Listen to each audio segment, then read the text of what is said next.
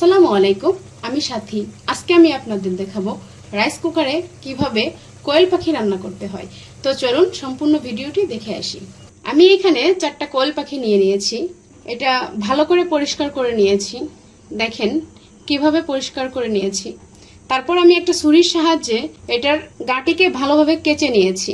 এটা ফ্রাই করলে ভিতরে সুন্দরভাবে মশলাগুলো ঢুকে যায়। এখন আমি এখানে কিছুটা লবণ দিয়ে দেব আর একটু হলুদ গুঁড়া দিয়ে দেব।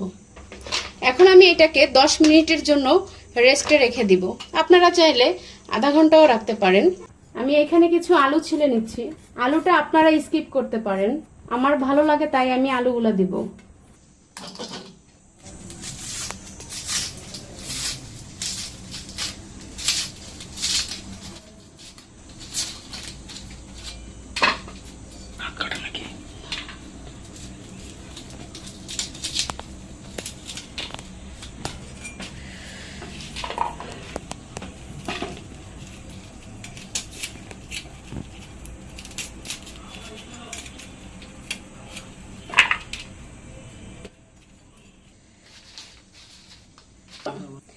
আমি এখানে কোয়েল পাখি রান্না করার জন্য যেসব মশলা লাগবে সেটা আমি কেটে নিয়েছি।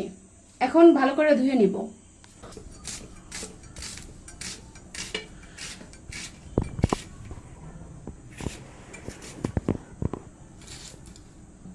আমি এখন সম্পূর্ণ মশলাগুলোকে শিলপাটায় বেটে নিব।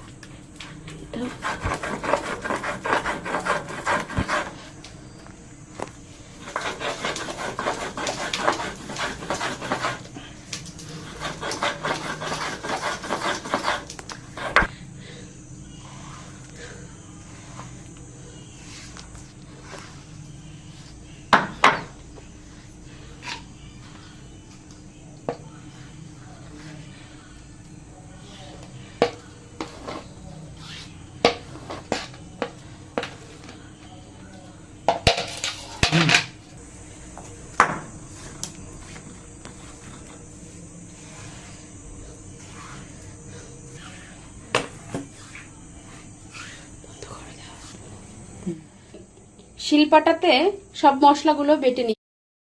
এখানে আমি রাইস কুকারের পাত্রের ভিতর কিছুটা তেল গরম করতে দিয়ে দিয়েছিলাম। আমার তেলটা গরম হয়ে গেছে। এখন আমি কোয়েল পাখিগুলো তেলের ভিতরে দিয়ে দেব।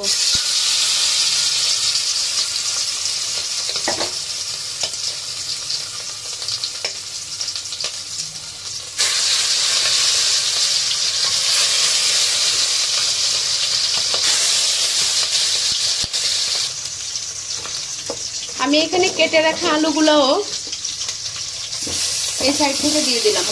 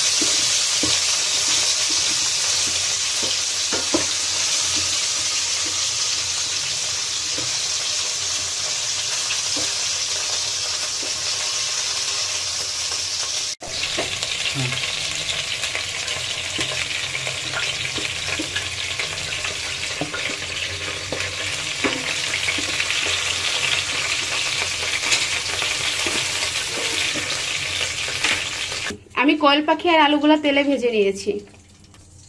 আমি এখানে পেঁয়াজ কুচি দিয়ে দিচ্ছি।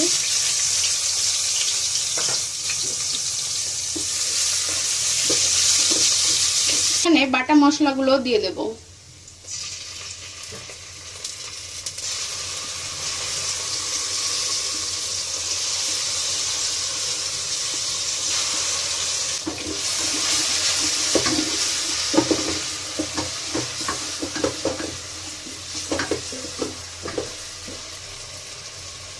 হলুদ গুঁড়ি দিয়ে দিলাম, পরিমাপ মতো লবণ দিয়ে দিলাম,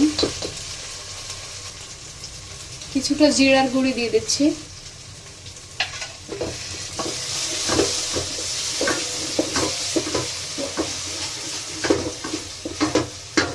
আমার মশলাটা প্রায় কষানো হয়ে গেছে। সবসময় লক্ষ্য করবেন মশলার উপরে যদি তেল উঠে আসে তাহলে বুঝতে পারবেন যে মশলাটা আপনার ভালোভাবে কষানো হয়ে গেছে। এই পর্যায়ে আমি ভেজে রাখা আলু আর কোয়েল পাখি ঢেলে দেব।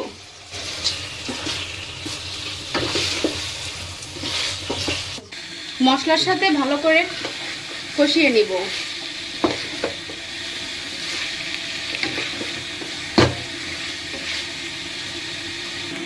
এলাচ দিয়ে দিচ্ছি,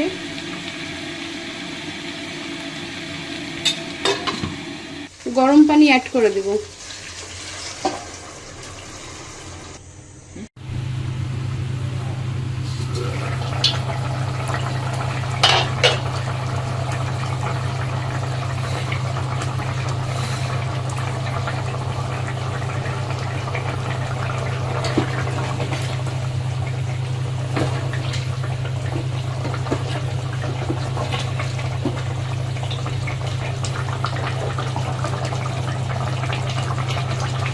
তো ফাইনালি আমাদের রাইস কুকারে কোয়েল পাখি রান্না হয়ে গেছে। আপনারা চাইলে এইভাবে বাসায় বসে ট্রাই করতে পারেন।